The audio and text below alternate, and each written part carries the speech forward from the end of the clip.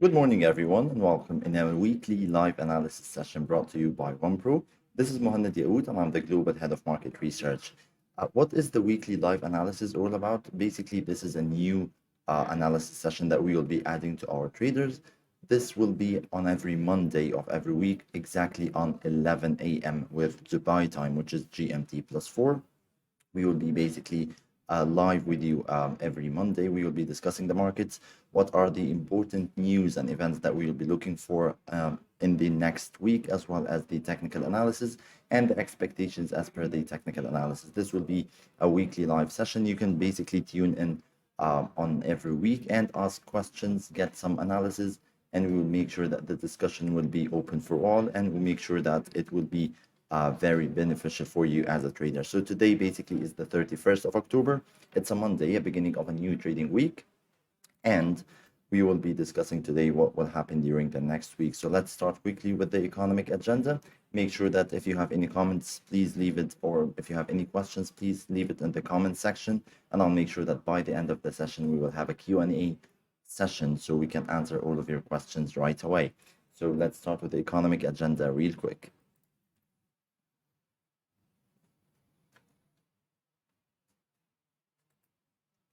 Starting with the economic agenda, basically, we can see that today on Monday, the 31st of October, we do have just a couple of few important events that we will be looking for. It starts with the CPI, or the Consumer Price Index from the Eurozone, and it's basically, it isn't as important because it's just a revision of the previous reports. So it's a yearly over year CPI number. So I don't really expect this will have much volatility on the markets, and especially on the euro. However, starting from tomorrow, the 1st of November, which is Tuesday, we are expecting a lot of risk events and a lot of events which will have some volatility in the markets. And starting with tomorrow, basically by the beginning of the Asian session, we will be having the Reserve Bank of Australia cash rate decision, or the interest rate decision on the Australian dollar. This basically should be at 5:30 a.m. Just around the middle of the Asian session. And basically, the Australian, or the Reserve Bank of Australia, is expected to hike for another time the interest rates, but this time with only 25%, or 25 basis point, which is a quarter of a percentage point. Not much of an expectation. However, let's see how this will affect the Australian dollar. So make sure that if you have any positions on the Australian dollar, to just control your risk just before in the meeting from the Reserve Bank of Australia. And going forward to tomorrow, we will be having just the unemployment rate from the New Zealand economy. It isn't as important. However, it is the one after the Reserve Bank of Australia. And on Wednesday, basically, of course, we will be having the highly awaited FOMC meeting from the Federal Reserve. Basically, the FOMC is priced in the markets as to be expected to hike the interest rates of 75 basis points, or with 75 basis points to reach 4% of interest on the US dollar, basically. The Federal Reserve during the past couple of weeks, let's say 2 weeks, has been giving some comments, unofficial comments, that the Federal Reserve will try to pivot the interest rates as soon as possible. So this basically might have an impact on the markets. Markets will be looking for the speech from the Federal Reserve Chairman, Jerome Powell, about the expectations of the interest rate going forward. What will happen? Will the Federal Reserve continue in the aggressive monetary tightening, or we will see some easing in this tightening cycle? This is basically the key event or in the markets on Wednesday. And we'll also be having the ADP non-farm employment change. However, it isn't as important going forward. And on Thursday, the 3rd of November, of course, we'll be having the Bank of England and interest rate decision from the Bank of England. Basically, this is a highly awaited event from the markets, because we all had this news from the previous week that Rishi Sunak, as well as the finance minister, basically postponed the tax and the government plans and spending plan to basically November. So the Bank of England is entering this meeting with no any hints or clues from the government on taxes and spending, which is a little bit difficult for the Bank of England to decide on interest rates. Let's see what will happen on this. And basically, markets are also pricing another 75 basis points rate hike, which to me, I see it's basically over rated or overestimated. I do believe maybe 50 basis points will be enough given all of what's happening in the gilts market on in the Bank of England and in the British economy. So I believe 50 basis points will be enough on the British pound. And we end the week, of course, on Friday, the 4th of November, with a lot of key events. And on top of that is, of course, the NFP numbers. NFP numbers is the non-farm payrolls from the US government.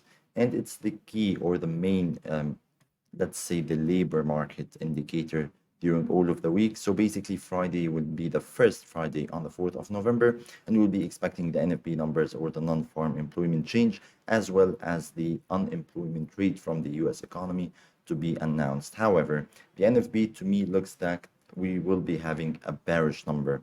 So going down from 263,000 new jobs added during the past month, we will be having only 200,000 new jobs added, which is a little bearish. It shows that the labor market in the US is somehow easing a little bit. And of course, we will also be having the unemployment rate and the employment change from the Canadian economy. So going through the Forex factory or the Forex calendar during the next week, we can see how important we have a lot of numbers and a lot of events that we'll be looking for. Let's see how this will basically play in the markets, and let's have a look on the technical analysis real quick.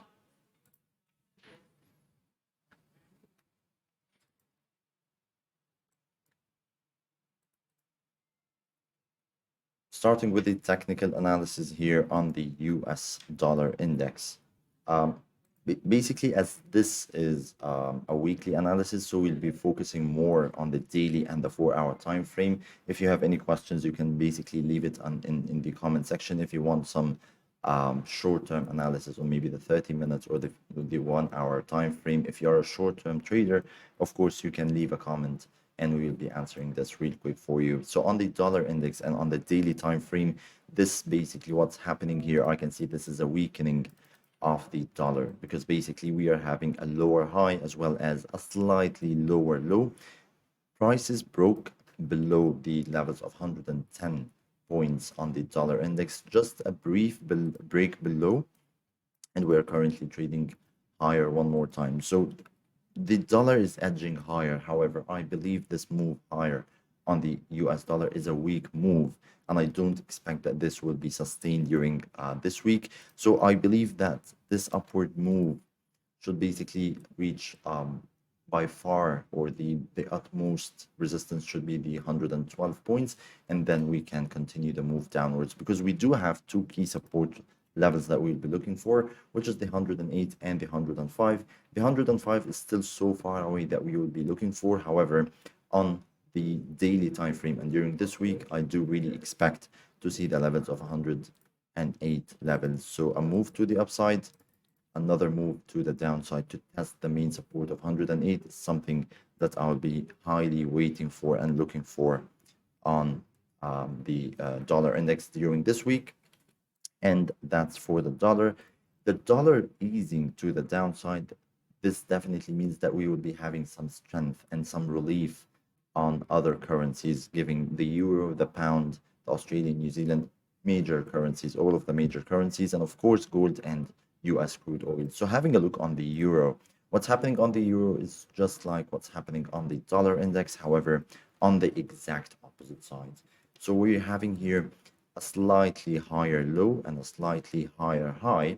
So the euro is trying to gain some strength or trying to gain some ground versus the US dollar. And we can see here that not just the euro broke above the recent high, just around the, let's say, the levels of parity, but we also break above a key primary downtrend that has been going since February of 2022. So prices has been edging lower, and currently we are trading just slightly above the downward trend line and just slightly above the previous swing high. So basically the euro is bullish so far. What's happening on the euro chart, the daily chart, is me bullish. We might continue the move to the downside just a little bit. However, just like we mentioned what's happening on the dollar, I do expect a continuation to the upside on the euro to target the levels of 1.0375. So basically, a move to the upside of 450 pips is something that we'll be looking for. Of course, it shouldn't be covered during only this week. However, the move to the upside should be something we'll be looking for. And of course, it also depends on the outcome from the FOMC meeting that we will be looking for during this week. What's happening on the pound is somehow very similar to what's happening on the euro. We are having just that the pound is trying to gain some strength on the daily time frame, and we are having one target to reach, which is 1.1760. And basically, the pound versus the US dollar is something I wouldn't recommend you to trade during this week, because the pound, we will be having the monetary policy or the monetary interest rate decision from the Bank of England, and for the dollar, we will be having the FOMC meeting. So a lot of volatility is expected to happen and to take place on the pound versus the dollar. Just try to trade other things than the pound. However, technically speaking, we might see an upward move of 100 pips or maybe 160 pips to the upside. Our target should be 1.1760. However, to be fair with you, we are only targeting 160 pips to the upside, and the risk is a lot to the downside, because the stop loss should be just below the previous swing low, which is around 500 pips far away. So it's just not a good risk to reward ratio. And this is what we'll be looking for. Speaking on gold trading and what's happening on the US, on the gold versus the US dollar, basically, we mentioned on our Facebook page and social media during the last week, I did upload a technical analysis for the gold trading. We mentioned that we are trading in a sideways range, two equal highs and two equal lows of this range.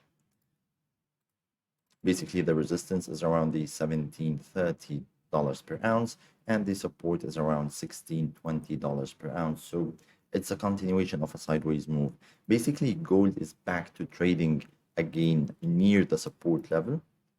So we were just heading to test the levels of equilibrium around the 1682. And for you to know, the levels of equilibrium should always take place when the markets are trading in a sideways range. So we have some sellers here, and we're having some people going long from those levels. So the equilibrium should always be 50% distance between the support and the resistance. And in this case, it's the levels of 1682. So basically, gold was trying to target the levels of equilibrium 1682. We fell short of the target with around, let's say, $7 or 70 pips, and we're again back to testing the support. The key level for me to watch on the gold trading during this week should be the levels of support around 1620 and 1625, which is this level. Because another test to the support should have one of two scenarios, of course, either a rebound or a break below. So in case we found that gold basically is testing the levels of 1625, however, the price action is bullish, we can re-enter again in a long position on US or on the gold versus the US dollar to target yet again the levels of equilibrium 1682. However, in case we found that this test to the levels of 1625 was basically with weak momentum, or the price action was basically bearish, if we didn't find any bullish price action from here, so we'll be waiting for a break to the downside, a close, and probably a retest to the levels of 1625, and we'll be continuing the overall bearish view on the gold trading on the daily time frame. I do believe that basically we might find some support here, so I'm more biased to the long side on US on the gold versus the US dollar. However, you can never know how this tacticals will play out, especially in a week when the FOMC is meeting. So we will be looking for the levels of 1625 on the very short time frame. what you can do is, because the high probable move to the downside should happen on the 30 minutes time frame, okay? It's currently trading on 1641. What I would advise you to do, or a best course of action, would be to wait for a break below this support, which is 1638. That's on the 30 minutes time frame.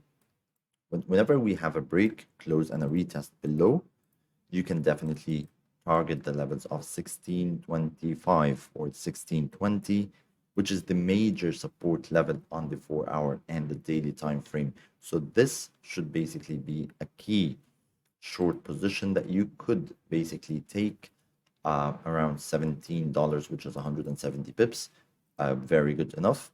This should play out basically before the FOMC meeting taking place this week. So this is what we can see on the gold trading.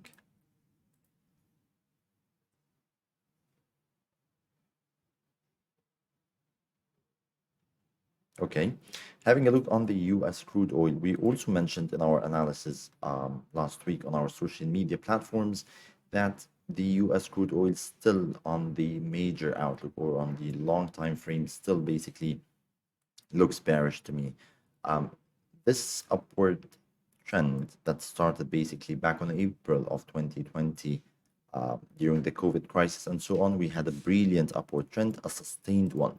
However, we are currently trading just below the upward trend line. We broke below, we retested the key level of resistance 92.96, or we can say basically $93 per barrel, and we are trading in a sideways range, just a little bit biased to the downside. So basically the US crude oil to me looks bearish as long as we are trading below this key level. The resistance between the 93 and the 97, I know it's kind of a big resistance level, however, because we are talking on a daily time frame. As long as we are trading below this level, I'm still looking bearish on the US crude oil. I'm still looking to short the crude oil on the short time frame. And again, on the 4 hour time frame, we will be looking on this support as a target on the short, or let's say the medium time frame. So a move from 86.80 to $82 per barrel is something that I'll be looking for during this week. We can end our analysis on the markets with the US Dow Jones. The US Dow Jones is expected to have some high volatility during this week for a lot of reasons. First of all, of course, is the FOMC meeting expected during this week. And the second is basically the continuation of the earnings session on the US stocks, and major companies are expected to announce the results during this week. On the daily time frame, the overall look basically is bearish. Markets have been so much volatile during the past, let's say, a couple of months since January of this year. Every swing is basically bigger than the previous one, roughly. So you have this move, and you have this move, which is bigger, and you have another rally, which is expected to be slightly bigger or just equal to the previous one. So basically, every rally is a good opportunity to short the US markets, in my opinion, as long as the Federal Reserve doesn't shift the monetary policy tone or the aggressive tightening monetary policy. I think we do have some time till the beginning of next year or the first quarter of 2023 for us to think about going long the stocks in the US markets. So during this week, we'll be having basically two resistance levels. And I do believe that the first one should act as a brilliant one during this week, which is 33,400, which is around, let's say, 600 pips from here. So a move to the upside to test this resistance and rebound is something that I'll be looking for during this week.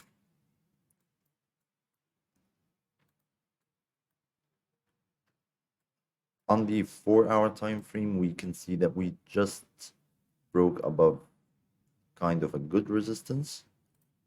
This one. We will just wait for a confirmation of a break and a close, and probably a retest above this level of 32,800. We will then be bullish on the US Dow Jones till the levels of 34,400. So this move is what I'll be looking for. Okay, a move to the upside to this resistance, and back we go. Continue the overall bearish trend, a weak bearish trend on the US Dow Jones. This is what I'll be looking for basically on the Dow Jones during this week.